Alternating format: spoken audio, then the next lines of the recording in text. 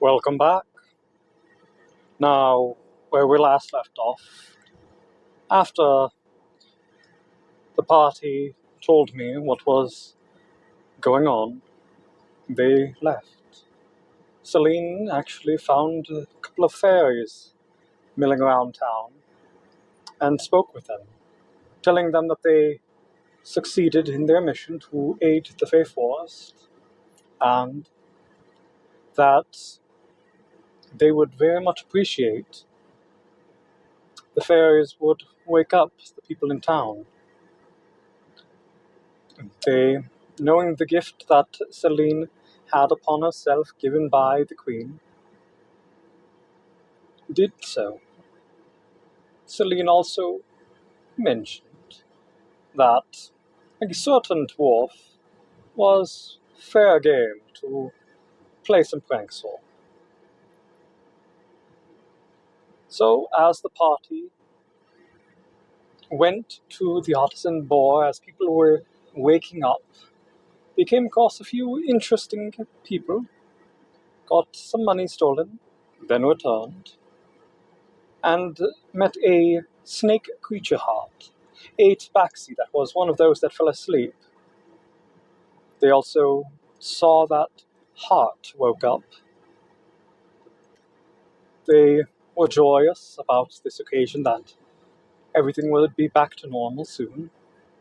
Heart, of course, was discouraged that so much time has elapsed that he could have been spent in his workshop. But they went about their day. About this time, I came across Celine and gave her a bag of money that I had collected to reward the party for their heroic duties. And she went to the drunken horde to split the money with all the heroes. It is about this time that she laments a few things that have happened. That the bartender Finney also tells the party that the orcs that they know have a shaman that could be of aid to them in finding more out about their past. And after grabbing a quest about lizards in the swamp, the party are set on stopping by the orc village and gaining information there. They don't have much time during the day, as it is running short, and the entire town of Dalfa is set to have a funeral for our dearly departed gravekeeper, Navi, the rat folk. As the traditions of the rat folk, people were requested to leave something, as rat folk have a rather unusual way of departing, of always collecting what most people would see as junk and would be treasures to them. The party would give what they can and would have had a lovely evening, except for the unusual meeting with a very tiny gnome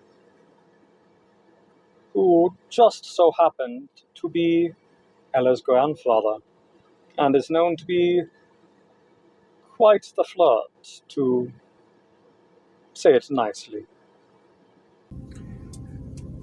The day after Navi's funeral, Ulfgar woke up to a quite shocking surprise, as he himself found out that his beard turned pink, just like King Sanzig that Ulfgar made fun of previously. Now, although shocking, this did not deter the party from continuing on their adventure, heading towards the Orc village, and joined by Snake Creature Heart, the tabaxi that woke up from the sleep that was placed upon them. As our heroes were leaving the city, they noticed Froop Garrick, Ella's grandfather, helping out Oak, daughter of Elm, carrying books and trying to flirt. The party continued on and travelled quite a while, stopping by to introduce Snake to Grimshanks, and passing by the Hobgoblin City. At this time, Ulfgar took it upon himself to get after some farmers. This didn't lead to anything due to the rest of the heroes mitigating the situation. Along the trail, they also came across a corpse getting eaten by a couple crows and a centipede. When the party grew too close, these creatures attacked the party, and they quickly discovered that they were not quite as they seemed, and were, in fact, quasits, small little demons, and were attacked. With the cries of the quasit, it drew the attention of some more demons close by. After killing these, and looking over the corpse, finding it to be Flugar, the paladin of Pelor that they encountered beforehand, they set out to bury Flugar, but were once again interrupted by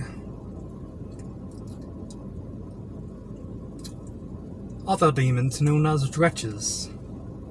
This got the party's attention, and they set out after defeating the Dretches to see if they could find what was causing these demons to appear.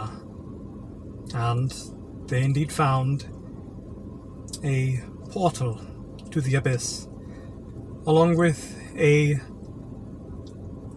body of a cloaked figure. Our heroes quickly dispatched other demons that were coming out and destroyed markings closing off the portal to the abyss. Luckily, it was only a small portal and recent, that not many demons came across it. For portals such as these, if many demons come across them, it can be a trying time to close. As the heroes continued their journey, they came across other former comrades. Rowena Bright, the squire of Flugar, along with Philippa, the groomsman, and Chef Proudfoot. These were indeed the same zombies that the party came across in the graveyard. And after defeating them, continued to put them to rest. The same day, they came across the Banderharp that took Celine, and during their fight, it spat out Celine's mentor, Vey Skyleaf. They continued to kill the Banderharp, and they handed Celine the necklace that she had lost when she was kidnapped by the Banderhob.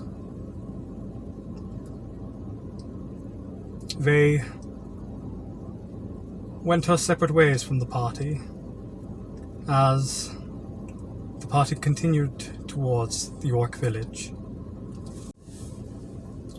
One of the interesting landmarks the heroes came across as they traveled to the York village was a large field of flowers. But these weren't just ordinary flowers, they were giant flowers. And in the center of that field was a large beehive. Luckily, this was several miles away, but the party still noticed it due to its immense size. And as many of us of the island know, these are the giant fire bees, horse-sized creatures that eat upon these giant flowers and are quite territorial.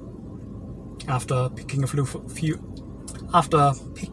few flowers, the party set off, grabbing the attention of one bee. They were able to kill it and continue on.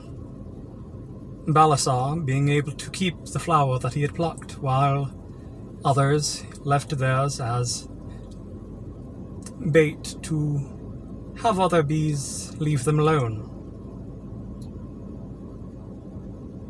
With this, the party succeeded in escaping out of the territory of the giant fire bees, taking bits from the fire bee that they found, that they killed, and finally making it to the York village, known as Gorbag village. And this is where they found their old friend, Lotar, who introduced them to others of the tribe, and where they'd hoped to find out more about questions that they had from the York shaman. Surprisingly enough, in Gorbag village, our heroes once again came across Skeemith, who they had last seen in the Mousefolk village. They also met up with Wolf, the old adventurer. Snake Creature Heart asked Skeemith about a telescopic glasses that could be used with the eyes of fire bees. Skeemith, intrigued, wrote up a contract and had Snake sign, saying that setting up a price for such an endeavor, depending on how much effort it would take. Snake also asked Skeemith if he came across any books of portals, due to Snake losing his wife through an accident of a portal. Skeemith said he would keep an eye out. With this, and with the party noticing that Balasar was being led away by Taronga, the party met the shaman Droja, and she gave them ingredients that were required to find the visions that she'd need. It took them a while. After asking what questions, But the party finally returned with said ingredients. Ulfgar's question was about his brother, Bromley Goldbeard, and where he was. Through the mists, a vision was laid out of the Kraken's Eye, the ship that Bromley was set out upon. But as it drew closer, the ship was not under the control of dwarves, but of Shahugan, more commonly known as sea devils. But, more shockingly, on board were 3 elves, Erdan, and 2 that looked to be the brother that they met in the graveyard, down to every last detail. Along with them, a flame skull, a creature made by heads of magicians, and the party knew this skull all too well, as it was the head of Morthos. As the vision continued in, and down through the Kraken's Eye, it led to a bottle filled with white mist and the vague outlines of a face. This is where the vision ended, leaving more questions to Ulfgar than answers. Up next, Snake asked about the ritual that happened, for his memories of the night that his wife disappeared were not there. And, same as before, a vision in the mist replayed what happened that night.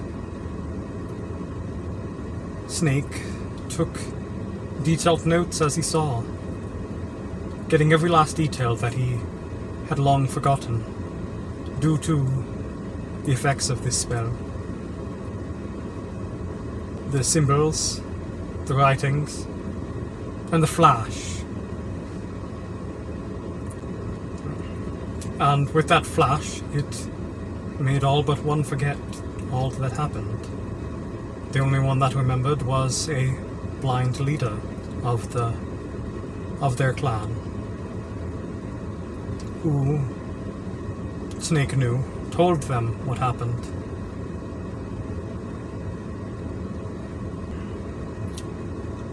Up next was Celine, who asked what happened to her sister the day she was born, the day Celine was born,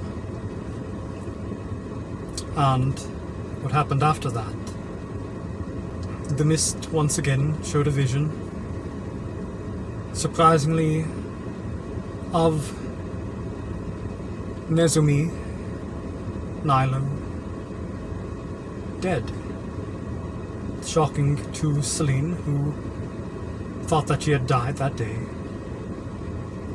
Once again, more shocking was of the one that they knew as Erdan. Speaking of what to do with the body of his now dead wife, and that he decided to give it back to their clan, to her family, although as a village of necromancers who's hidden from the outside world, they could not simply give it to them, so set up a sequence for them to get it by having a Vanderhop swallow the body and letting it, along with few skeletons, go and attack the village in enough way that no one would die, but many may get hurt.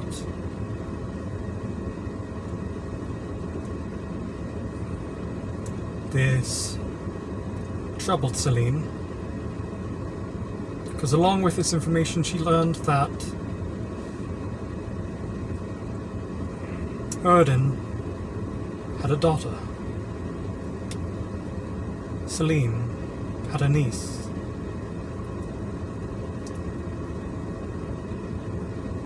And through that fight, Nezumi's body was indeed returned to their family.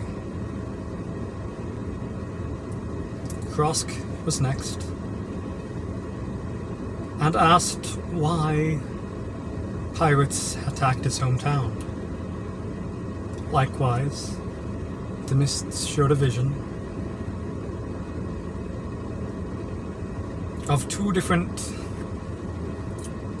factions of pirates heading towards Hargion, the port city that Krosk grew up in.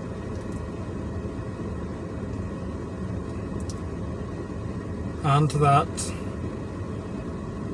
visions of his mother leading one of these factions, setting out to bring her children to her.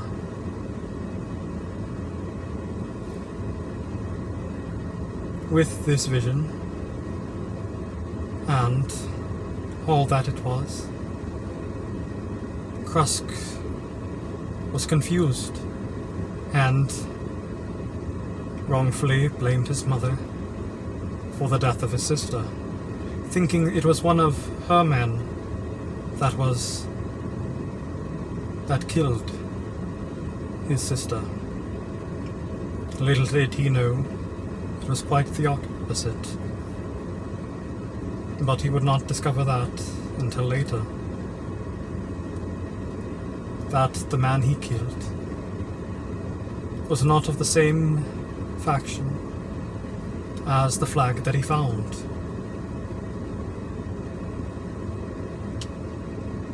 But as word of the death of Krosk's sister, and to the assumed death of Krosk's mother left the port town, being chased by the other faction.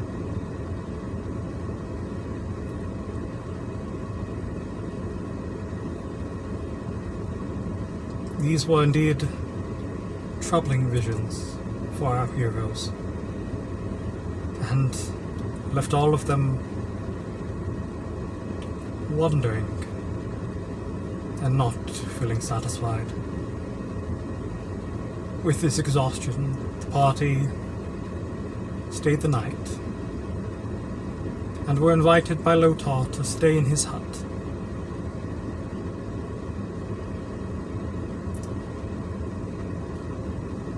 During this night, Celine mourned in her own way by singing an elvish song of loss. The following day, from having seen these visions in the mist, the party were going to set out once more.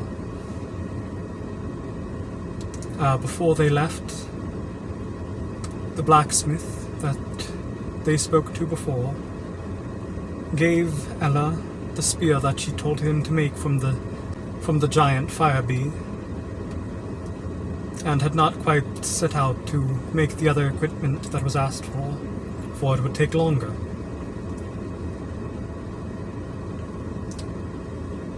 Balasar decided to stay in Gorbag village paid a leaving fee to Wolfgar for ending their bodyguard contract early, and the party set out one man short than when they arrived. During this time, Krusk talked with Snake, talking about how the vision was unclear and how his wife may still be alive, giving hope to him. The party continued on, making interesting discoveries.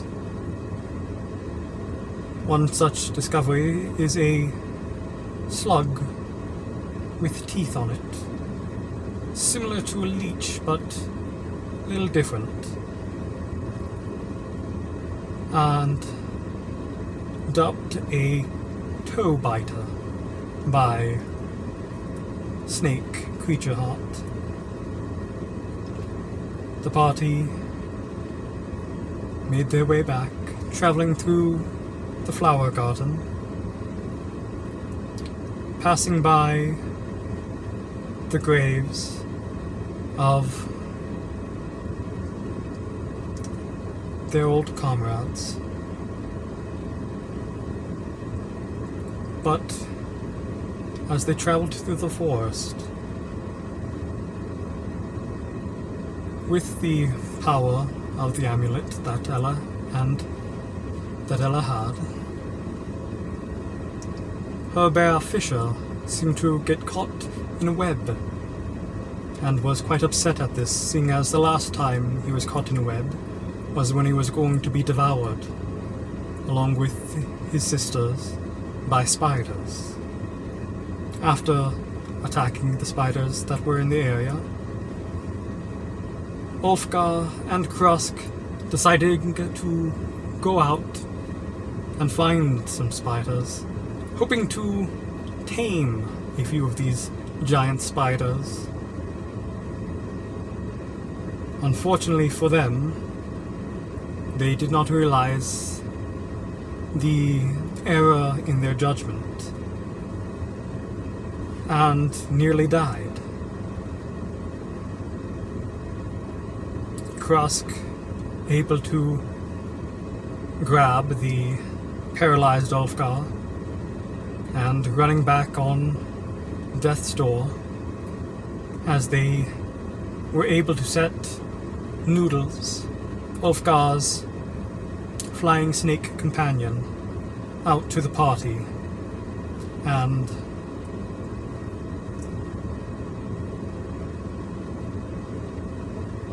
were able to meet up this way.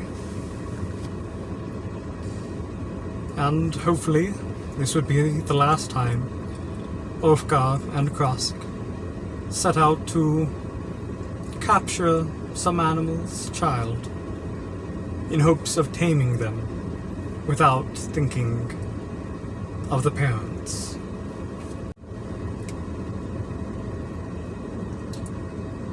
After dealing with the spider incident, a few days passed as the party continued to travel throughout the forest, and were lucky enough to spot a scout that appeared part goblin. Tracking him down, they convinced him to lead them back to the village that he was at. The interesting thing about this goblin was he had tendencies to look half-orc, but unlike the experiments that they came across before, this half-goblin, half-orc had his mind, and all the benefits of being a half-orc. Upon getting to this village, and seeing the troubled faces of the goblins that saw the party, the scout that the party talked with went to their leader, Zaril, in the cave, and was taught a lesson about bringing people to their hidden village after they've moved it. Zariel came out of the cave and talked with the party. Snake, Creature Heart, pleading to Zariel to make him half-orc as well. Zariel refused, and finding Snake annoying, cast a spell on him to get him to leave the village. The party, thinking it smart to take their leave where they were not welcomed, left, hearing more backlash from Zariel punishing the half-goblin that showed them to the village, knowing that he'd have to once again move locations. After traveling some more, the party came across a toll. Krask and Snake, having dealings with unsavory characters in the past and criminal connections, noticed that if they simply paid a toll, they'd go free without drawing attention to the fact that these were bandits setting up a trap for any that would come. So, the rest of the party, not knowing that this indeed could have been a situation, simply thought it was beggars with a broken cart that were pleading for money, and were led on their way without an incident. After some more time, a few more days, the party came back to Grimshank's hut and finally continued on back to Dalfa.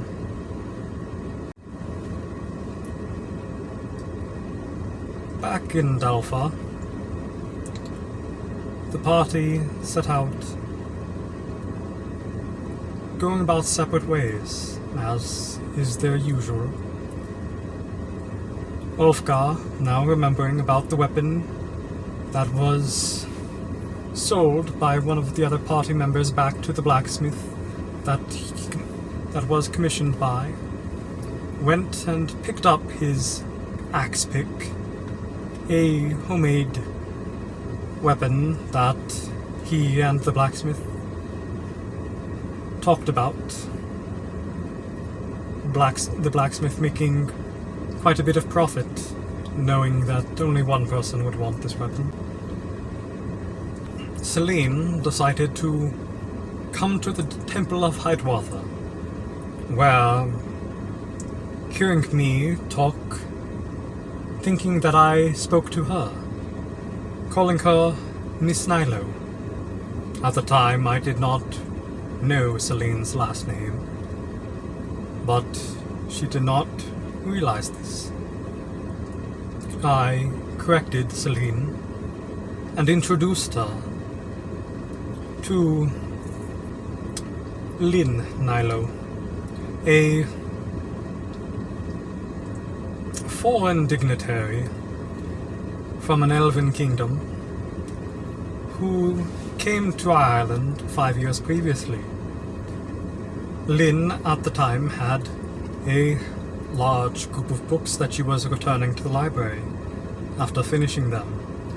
And with this, she had finally read every book in the library and memorized it. She explained that, to her, this is the best way to get a grasp on the situation on Krakoa before figuring out how to open up negotiations between her kingdom and our island. Snake deciding to head to Jigra's general to flirt with the beautiful Jigra, as he thinks. Krusk and Ella decided to head straight to their old stomping grounds, the Drunken Horde, and found that there was quite a bit of construction being done there under the stairs to fortify it. Krusk also noticed a new addition to the rafters of the Drunken Horde, a wood carving that resembled the departed Fluffball. When asked about it, Finny spoke, saying it didn't feel right to not have him around. But what was more surprising was the company speaking with Finny. 2 gnomes, Brock and Brenna Garrick, parents of Ella.